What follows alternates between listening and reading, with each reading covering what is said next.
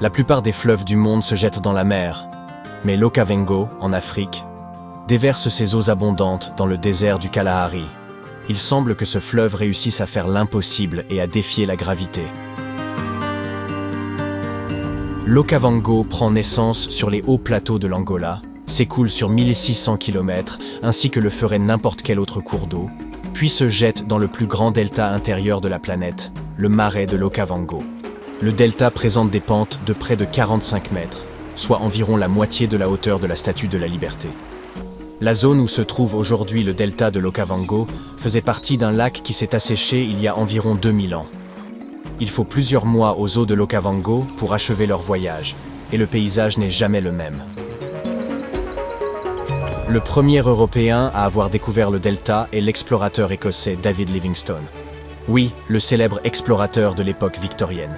Lorsqu'il a vu l'Okavango pour la première fois, il a été surpris de constater que ses eaux semblaient s'écouler en sens inverse et même vers l'amont.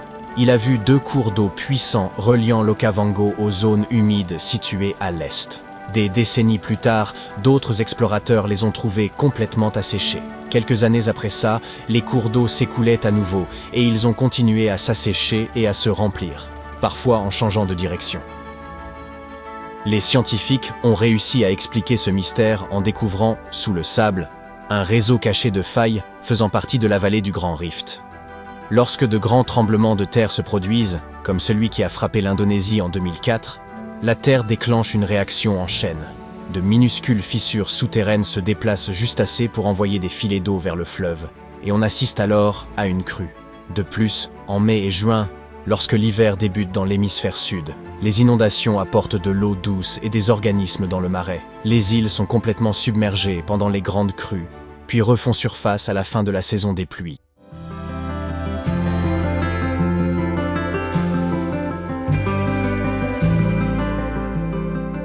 La faune adore l'eau du delta, et l'on peut souvent voir des éléphants migrateurs se baigner parmi les nénuphars roses et les brèmes, les barbeaux et d'autres poissons.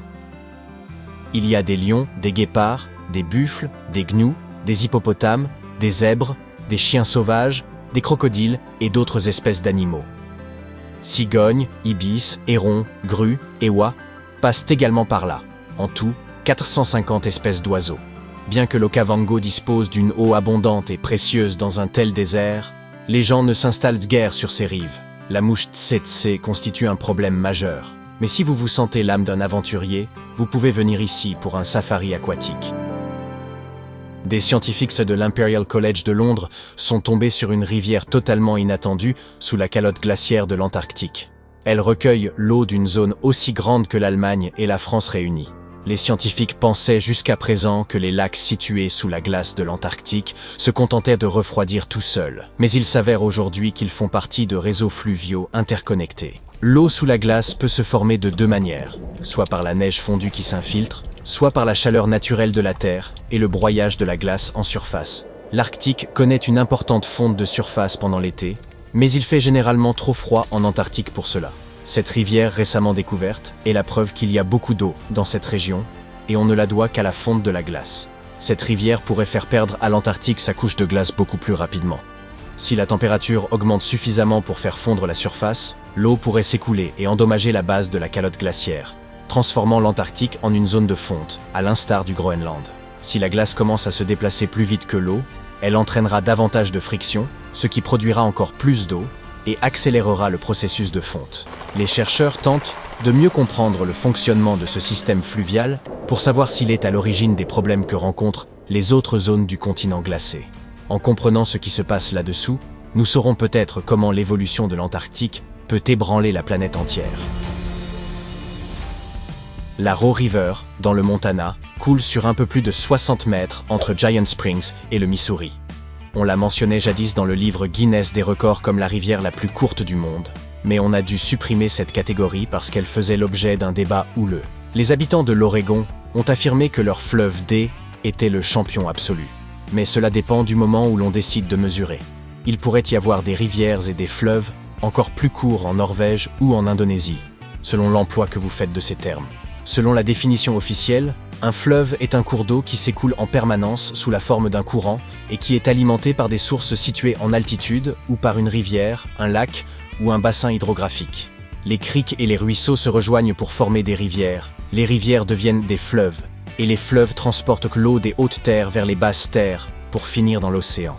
Il existe 12 ordres de cours d'eau, et les 2 premiers niveaux ne sont pas alimentés par d'autres cours d'eau. Par conséquent, l'Aro et ses autres petits camarades méritent bien leur titre de rivière. Je suis heureux que nous ayons éclairci ce point.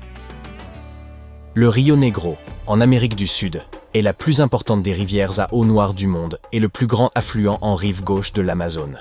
Ses eaux ressemblent davantage à du thé et ne semblent noires que de loin. Cette couleur sombre est due à l'acide humique. Lorsque les plantes contenant du phénol ne se décomposent qu'à moitié, elles laissent derrière elles cette teinte qui rappelle le célèbre breuvage. Certains pensent que les rivières à eau noire ne peuvent pas être productives, mais le Rio Negro contribue aux industries de la pêche et comporte des endroits où les tortues viennent pondre leurs œufs. Au XVIIe siècle, les explorateurs n'ont pas trouvé beaucoup de peuples indigènes le long de la rivière. Mais ce n'était probablement pas dû à sa fertilité, plutôt aux maladies et aux conflits. Le bassin du Rio Negro compte environ 700 espèces de poissons différentes, dont au moins une centaine que vous ne trouverez nulle part ailleurs. Un grand nombre de ces poissons finissent dans des aquariums, comme le très populaire Tétra cardinal. Un canal relie le Rio Negro à l'Orénoque, un grand fleuve d'Amérique du Sud. De nombreuses espèces aquatiques tentent de passer de la rivière au fleuve, mais seuls les plus robustes peuvent supporter le mélange d'eau noire et d'eau claire du canal. Dans le Wyoming, il existe un ruisseau qui se jette à la fois dans l'océan Pacifique et dans l'océan Atlantique. Le Pacific Creek rejoint la Snake River, qui rejoint le Columbia River et atteint finalement l'océan Pacifique. L'Atlantic Creek se dirige vers l'est et rejoint la rivière Yellowstone, le Missouri et le Mississippi, pour finalement se jeter dans le golfe du Mexique. Si vous reliez les bassins versants des 2 ruisseaux sur une carte, vous obtiendrez une seule ligne bleue entre l'Oregon et la Louisiane. Les explorateurs qui cherchèrent le passage du nord-ouest entre les 2 océans n'ont jamais su qu'ils auraient pu utiliser cette crique. Il leur aurait suffi d'utiliser de très petits bateaux. Certains scientifiques pensent que les truites fardées connaissaient cette route bien avant les hommes. Elles ont réussi à migrer de la Snake River à la Yellowstone River, probablement en utilisant la crique dont nous parlons. Chaque été, le Caño Cristales, en Colombie, se transforme en arc-en-ciel liquide ou en rivière des 5 couleurs. À cette époque et jusqu'à la fin de l'automne, les conditions idéales font que le lit de la rivière devient rouge vif, jaune, vert, bleu et noir. Cette merveille est due à certaines plantes aquatiques qui poussent dans la rivière, un type particulier d'algues. Pendant la saison des pluies, la rivière se déplace rapidement et le soleil ne peut plus atteindre ces plantes. Lorsque la saison sèche arrive, il n'y a pas assez d'eau pour les nourrir. C'est donc la période intermédiaire qui offre les conditions parfaites pour ce spectacle coloré. Aucun autre endroit au monde ne présente un tel phénomène. À un moment, le nombre de touristes désireux de voir ce spectacle est devenu si important que les scientifiques se sont inquiétés des conséquences que cela pourrait avoir pour ce haut lieu de la biodiversité. La région abrite des espèces rares d'animaux, d'oiseaux et de plantes. Aujourd'hui, il existe des sentiers d'écotourisme et des heures d'ouverture strictes pour les visiteurs.